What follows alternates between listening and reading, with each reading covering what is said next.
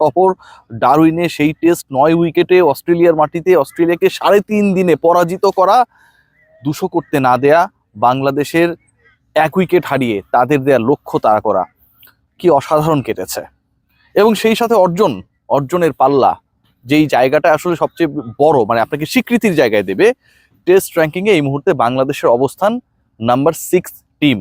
আপনি মানেন না মানেন, গালি দেন, সমালোচনা করেন, বিরক্ত হন, খেলা দেখতে না চাওয়ার প্রতিজ্ঞা করে লুকিয়ে লুকিয়ে খেলা দেখেন, যাই করেন না কেন, এই অর্জন, এই মানদণ্ড, এই স্ট্যাট এবং এই স্বীকৃতির কোনোভাবে আপনি অস্বীকার করতে পারবেন না। এই মুহূর্তে বিশ্বের 6ষ্ঠ টেস্ট দল বাংলাদেশ। যেই বাংলাদেশের টেস্ট র্যাঙ্কিং, যেই বাংলাদেশের টেস্ট খেলা, যেই বাংলাদেশের টেস্টের কনসিস্টেন্টলি পরাজয় একটা সময় আমাদের জন্য প্রত্যেক দিনের গল্প ছিল, প্রত্যেকটা সিরিজের গল্প ছিল, ঠিক সেই বাংলাদেশ যখন এরকম পারফরমেন্স করে, তখন সেটা আপনাকে আমাকে যত সমালোচনাই করি না কেন ভাবতে বাধ্য করে যে এই দলটা আসলে ধারাবাহিক, এই দলটা জিততে পারে, এই দলটা অস্ট্রেলিয়াকে হারাতে পারে, পাকিস্তানকে হারাতে পারে, এবং একই সাথে প্রতিপক্ষের মাঠে গিয়ে জয় কিভাবে পাওয়া সম্ভব সেই রেসিপিটাও ভালোভাবে জানা। বাংলাদেশ তার ক্রিকেট ইতিহাসের, শুধুমাত্র টেস্ট ইতিহাসের না, সেরা সাফল্যটাই পেয়েছে এই অস্ট্রেলিয়ায়। আবার তাদের টেস্ট ইতিহাসের সবচেয়ে বাজে পরাজয়টাও রেজিস্টার করেছে এই অস্ট্রেলিয়ায়। কারণ অস্ট্রেলিয়ার বিপক্ষে অস্ট্রেলিয়া এসে আপনি হারবেন, বাজেভাবে হারবেন, এটা কিন্তু কমন। এটাকে আপনি কোনোভাবেই বলতে পারবেন না যে এটা কেন হইল। আপনি যদি আরব আমিরাতে গিয়ে তাদের বিপক্ষে হেরে যান, প্রশ্ন থাকবে যে ঠিক আছে, তারা ভালো দল না, তাদের সাথে আমাদের কন্ডিশন মেলে, অনেক ধরনের যুক্তি থাকবে।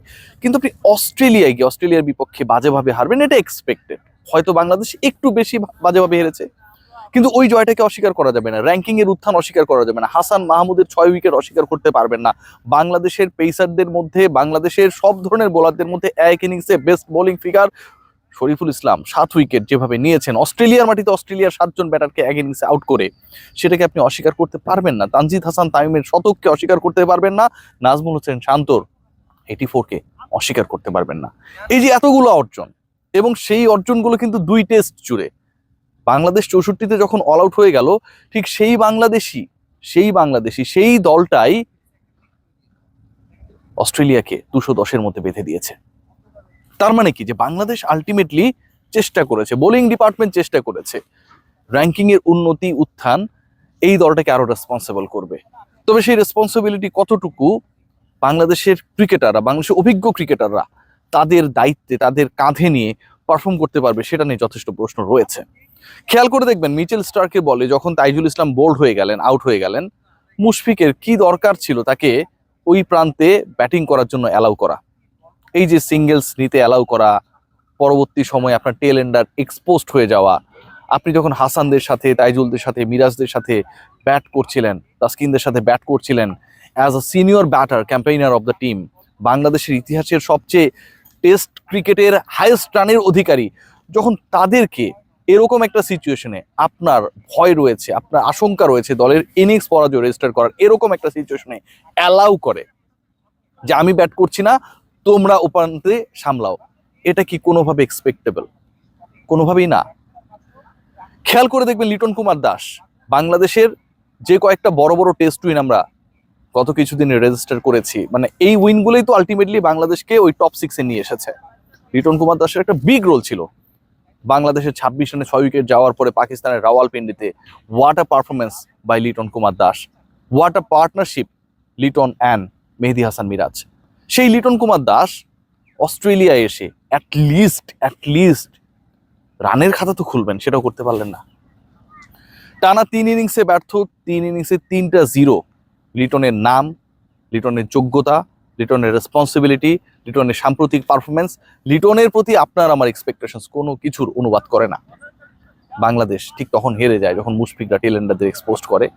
বাংলাদেশ তখন হেরে যায় যখন লিটন কুমার দাসরা অতিরিক্ত প্রেসারকে ক্রিকেটটা ভুলে কাঁধে তুলে নেন, এবং সেটার প্রতিদানে 3 ইনিংসে 0-তে আউট হন।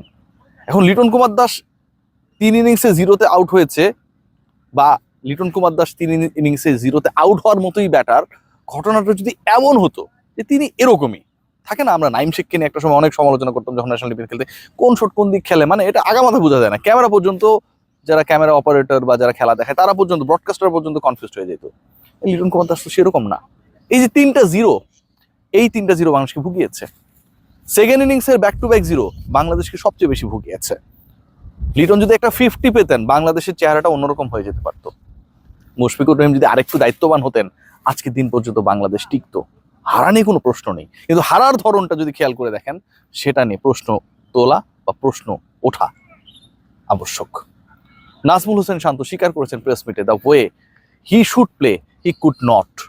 আসলেই তো কি দারুণ একটা ইনিংস। আবার ওই 84-কে মনে করিয়ে দিচ্ছিল বাংলাদেশ আন্ডার প্রেশার, নাজমুল হোসেন শান্ত পার্টনারশিপ করার ক্ষেত্রে একটা বড় রোল প্লে করবেন। এবং সেই 84 করার সময় তানজিদ তামিমের সাথে আমরা দেখেছিলাম যে দারুণ একটা পার্টনারশিপ ছিল। আজকে মুশফিকের সাথে সেটা হচ্ছিল, কিন্তু শেষ পর্যন্ত নাজমুল শান্ত খেয়েই হারালেন। নাজমুল শান্ত একটা নাথিং শট খেলে আউট হয়ে গেলেন। যদি রানের চাপ থাকতো, খেলা শেষ হয়ে যাচ্ছে, বাংলাদেশের জয়ের সম্ভাবনা রয়েছে, পরে 3 ওভারের মধ্যে 20 রান করতে হবে, এরকম একটা সিচুয়েশন, ওকে আপনি ট্রাই করেছেন, বাট আপনি টেস্ট খেলছেন। বাংলাদেশ সেকেন্ড ইনিংসে ব্যাট করছে, টেস্টের সেকেন্ডের ইয়েতে, প্রথম সেশনে, দ্বিতীয় দিনের প্রথম সেশনে বাংলাদেশ ব্যাট করছে। সেই অবস্থায় নাজমুল হোসেন শান্ত যখন প্রথম সেশনটাকে পার করে দ্বিতীয় সেশনে স্ট্যাবিলিটির দিকে বাংলাদেশ যাবে, এরকম একটা ইরেসপন্সিবল শট খেলে আউট হয়ে যান, বাংলাদেশের স্বপ্নটা ওখানে শেষ হয়ে যায়। কেনই আলোচনা করছি, কেনই সমালোচনা করছি? কারণ ওই যে নাম্বার 6 ষষ্ঠ অবস্থানটা নিয়ে যে আলোচনাটা, বাংলাদেশের আরো সামনে যাওয়ার সুযোগ রয়েছে, বাংলাদেশের আরো ভালো করার সুযোগ রয়েছে, এবং সেই অপরচুনিটি টিম টাইগার্স, বাংলাদেশ দলের মেম্বাররা যদি ফিল করতে না পারে, রেসপন্সিবিলিটি যদি কাঁধে নিতে না পারে, যে সময়ে যেই পারফরমেন্সের ডিমান্ড, সেই ডিমান্ড অনুযায়ী যদি তারা নিজেদের মেলে ধরতে না পারে, কোয়ালিটি থাকা সত্ত্বেও এই দলটা ওই ওয়ানডেতে একটা সময় আমরা দেখলাম না 10 নম্বরে নেমে গেছে, এই জায়গাটা ধরে রাখতে পারবে না। বাংলাদেশ দল অসাধারণ খেলেছে, অসাধারণ খেলছে।